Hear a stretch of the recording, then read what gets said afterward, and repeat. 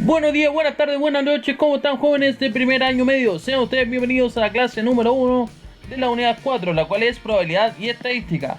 El objetivo de aprendizaje de esta clase es registrar distribuciones de dos características distintas de una misma población en una tabla de doble entrada. Soy su profesor Leonardo Navarro, sean ustedes bienvenidos a la clase de matemáticas. Antes de comenzar, revisaremos la actividad de la clase anterior, donde teníamos homotecias y teníamos que calcular el valor de la razón. Acá abajo está el ejercicio A, que la razón sería un medio, dado que reduce a la mitad, la distancia desde el centro a la figura original y desde el centro a la figura imagen. Se reduce, a la mitad, por ende es un medio. En el caso de acá de la segunda también se produce lo mismo, pero es negativo, por lo cual queda, el vértice del otro lado del centro de homotecia. Así que para que ustedes comparen con los resultados obtenidos, esperando que les haya ido muy bien en esa actividad. Los contenidos de esta clase serán las variables, específicamente, la relación entre dos variables, y con ello haremos actividades. Entonces, comenzamos. Aquí tenemos una representación donde un veterinario especialista en insectos decidió estudiar a las chinitas, como vemos ahí en la imagen. Fue a su jardín y observó un grupo que vivía en la hoja de una planta. Pregunta: describa con su palabra cómo están distribuidas estas chinitas. Como podemos ver, hay una chinita acá al medio, hay una chinita que está al medio, dos que están abajo, pero la mayoría está concentrada, en el extremo superior de la hoja. Entonces, si el veterinario pone otra chinita en la misma hoja, ¿dónde es más probable que se ubicaría? Si lo ponemos, en cualquier lugar, lo más probable es que se ubique hacia la parte superior de la hoja, porque allí hay más chinitas, Las chinitas entonces tienden a subir en las hojas. Entonces, dice, su respuesta anterior quiere decir que se puede saber con certeza dónde se ubicará la chinita. Con certeza, la verdad, no, porque se puede quedar entreteniendo aquí en medio de la hoja, como también abajo, o ninguno, ni arriba ni abajo, sino que aquí en medio, ¿ya?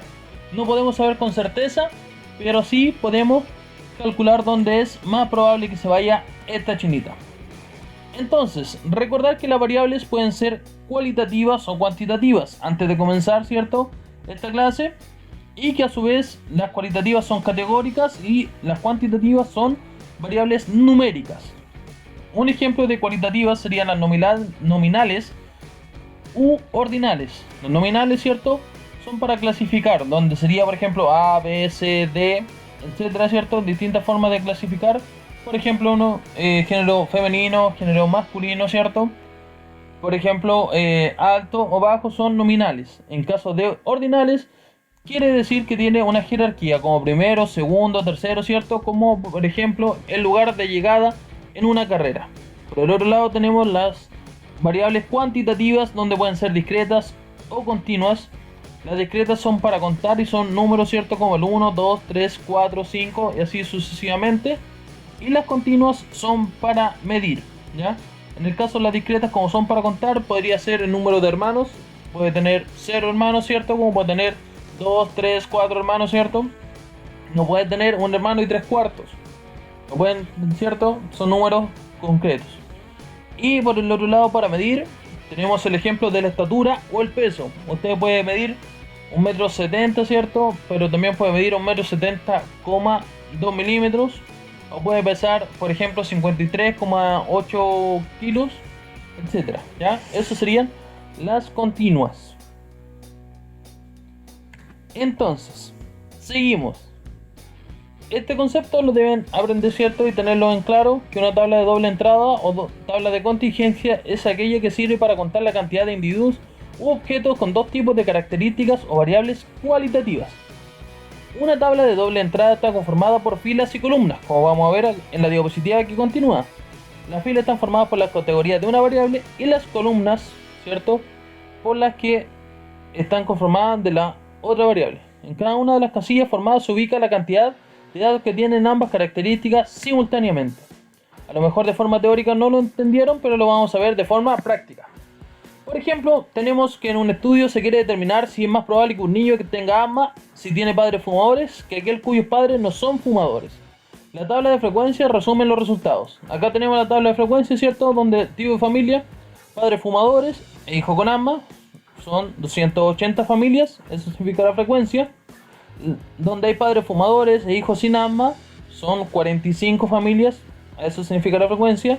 Donde hay padres no fumadores e hijos con asma son 32 familias, y padres no fumadores con hijos sin asma son 143 familias. Esto es la tabla de frecuencias. Si lo pasamos a una tabla de contingencia, vemos lo siguiente. Por ejemplo, padres fumadores, hijos con asma, son 280. Se ubica, ¿cierto?, en ese lugar porque son padres fumadores, hijos con asma, ahí donde se cruzan, ¿cierto?, ambas variables. En el caso que los padres sean fumadores, hijos sin asma, ¿cierto?, seguimos padres fumadores, hijos sin asma. Aquí está descrito, ¿cierto?, ese valor, el 45. Padres no fumadores tenemos acá, e hijos con asma, aquí, ¿cierto?, donde se cruzan, y ubicaremos el número 32. Asimismo, como padres no fumadores y hijos con asma, está ubicado ahí número 143. Esa es la tabla de contingencia. Pero ¿qué podemos obtener, cierto, de estos datos? Podemos obtener que al sumar estos dos valores tenemos la cantidad total de padres fumadores. Por ejemplo, sumar estos otros dos valores, 32 más 143, tenemos el total de padres no fumadores. Asimismo, cierto, en las filas, si sumamos estos dos valores, 280 más 32, tenemos los hijos con asma, que sería, cierto, toda esa fila, o la segunda fila, que son todos los hijos sin asma, o sea, 45 más 143, ¿ya? A ese análisis se puede llegar a hacer con la tabla de contingencia. Entonces, como dato, el asma es una enfermedad del sistema respiratorio que causa la inflamación de las vías respiratorias, lo que produce una dificultad para respirar. Para que se cuide. Entonces, la actividad de esta semana será la siguiente. En un hospital se realizó un estudio donde encuestó a 500 pacientes que han sufrido un ataque cardíaco. Les preguntaron cuántos cigarrillos fumaban antes de su ataque y cuán grave fue también este ataque. Los resultados se muestran en la siguiente tabla, como aquí lo pueden ver. Entonces, en este caso, por ejemplo, el ataque fue leve y no fuma, sería el número 40. Ya, 40 pacientes no fumaban y al tener un ataque cardíaco fue leve. Por ejemplo, si vemos esta otra categoría en esta fila, aquellos pacientes que fumaban entre 13 a 20 cigarrillos y obtuvieron, por ejemplo, un ataque cardíaco con resultados graves, serían 35. Con resultados muy graves serían 60. ¿Ya? Así se analizan estas tablas de contingencia. Entonces, ¿cuántas personas tuvieron un ataque cardíaco leve? ¿Cómo podemos calcular eso? Yo no les voy a decir que sumando, ¿cierto?, toda esta columna, donde obtienen un valor, y ese será el total de pacientes que tuvieron un ataque cardíaco leve. Disculpen la palabra. Y así sucesivamente deben seguir, ¿ya?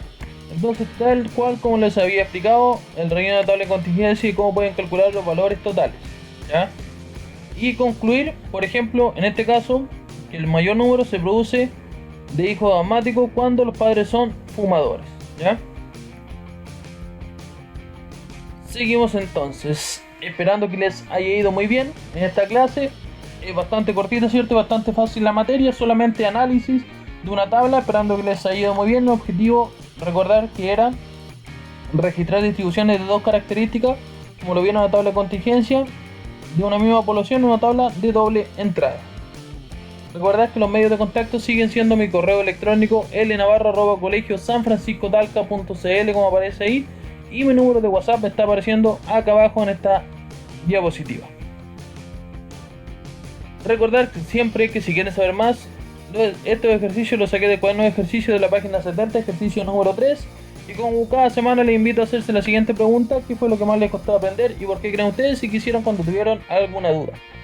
Así, esperando que no les haya costado, esperando que estén muy bien también ustedes y sus familias. Un fuerte abrazo a cada uno de ustedes. Chao, chao.